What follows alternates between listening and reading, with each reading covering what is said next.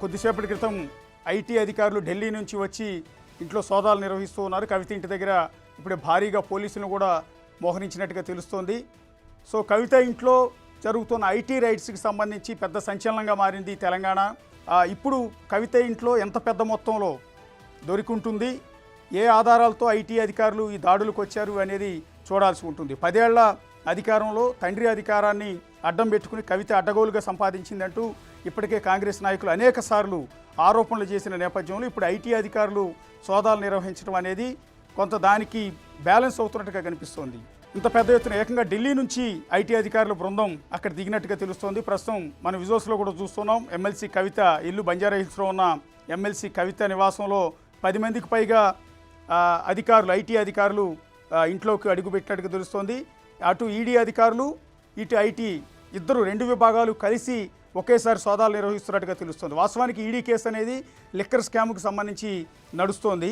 ఆ స్కామ్ నడుస్తున్న సందర్భంలో అదే కేసుకు సంబంధించి ఈడీ అధికారులు వచ్చారా, వాళ్ళకి ఇప్పుడు ఐటీ అధికారులు జాయిన్ అయ్యారా అన్నది చూడాల్సి ఉంటుంది. అంటే ఒకవేళ ఈడీ విచారణకు వచ్చిన సందర్భంలోనే ఐటీ అధికారులు పిలిపించారా, లేకపోతే ఈ లిక్కర్ స్కామ్కు సంబంధించిన కేసులోనే ఐటీ అధికారులు కూడా భారీ ఎత్తున ఆధారాలు దొరకడంతో ఐటీ అధికారులను పిలిపించారా అన్నది చూడాల్సి ఉంటుంది. లేదా వేరే కేసులు, అక్రమాస్తులు కేసులు, ఆదాయానికి మించి కేసుల్లో ఐటీ అధికారులు సోదాలు నిర్వహిస్తున్నారా అన్నది కూడా పూర్తిస్థాయి క్లారిటీ రావాల్సి ఉంటుంది. ప్రస్తుతానికి బేసిక్ ఇన్ఫర్మేషన్ మాత్రమే ఉన్నట్టుగా ఉంది. ప్రస్తుతం కవిత ఇంటి ముందు ఉన్న కార్లను కూడా మీరు చూడొచ్చు. 10 మంది అధికారులు ప్రస్తుతం అయితే లోపల సోదాలు నిర్వహిస్తూ ఉన్నారు. ప్రస్తుతం కవిత ఇంటి దగ్గరే ఉన్నాము. లోపల ఈడీ అధికారులు సోదాలు చేస్తున్నారు. 2 వెహికల్స్లో మనం చూస్తున్న వెహికల్స్, ఇక్కడ కవిత ఇంటి ముందు ఉన్నటువంటి వెహికల్స్ ఏదైతే ఉందో 2277 2 కూడా సేమ్ నెంబర్స్ 2277 2 విన్న వాళ్ళు ఈడీ ఐటీ ఇద్దరు అధికారులు వచ్చినట్టు కూడా మనకు సమాచారం ఉంటుంది. కానీ మరి కొందరు మాత్రం ఈడీ అధికారులే ఢిల్లీ నుంచి వచ్చారని చెప్పేసి కూడా చెప్తున్న నేపథ్యం అయితే కనిపిస్తుంది. ఏదైనప్పటికీ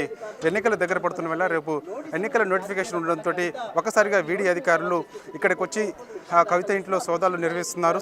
ఆ న్యాయవాదులు కూడా వచ్చినట్టుగా కూడా తెలుస్తుంది. కవితకు సంబంధించిన న్యాయవాదులు కవిత నివాసానికి వచ్చినట్టు కూడా తెలుస్తుంది. ప్రస్తుతం కనిపిస్తున్న వ్యక్తి ఎవరైతే ఉన్నారో వీళ్ళందరూ కూడా కవితకు సంబంధించిన లీగల్ డిపార్ట్మెంట్కి సంబంధించిన అది న్యాయవాదులు చెప్తున్నారు. కవితకి 4వ 5వ నోటీసులు ఇచ్చినట్టున్నారు విచారణకు హాజరు కావాలని.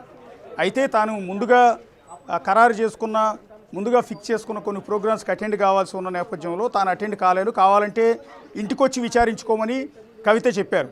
సో దాన్ని బేస్ చేసుకుని ఈడీ అధికారులు వచ్చారు ఇవాళ. వాస్తవంగా ఇంటి దగ్గరే విచారణ చేయాలని చెప్పేసి కూడా సుప్రీంకోర్టులో కేసు ఉన్న నేపథ్యంలో మరి కాసేపట్లో కూడా తీర్పు వచ్చే అవకాశం ఉన్నది. సో అందుకే తను ఈడీ అధికారులు కూడా కవిత నివాసానికి వచ్చారని చెప్పేసి మీరు అన్నట్టుగా భావించవచ్చు అశోక్. ఎందుకంటే ప్రతిసారి కూడా నోటీసులు ఇచ్చిన ప్రతిసారి కూడా ఆమె ఇంటి దగ్గరే విచారణ చేయాలని చెప్పేసి కూడా ప్రతిసారి వాళ్ళకి రిప్లై ఇస్తూ వస్తున్న నేపథ్యంలోనే స్వయంగా వాళ్ళే ఢిల్లీ నుంచే ఈడీ అధికారులు కవిత ఇంటికి వచ్చి ఇక విచారణ చేస్తున్నారు.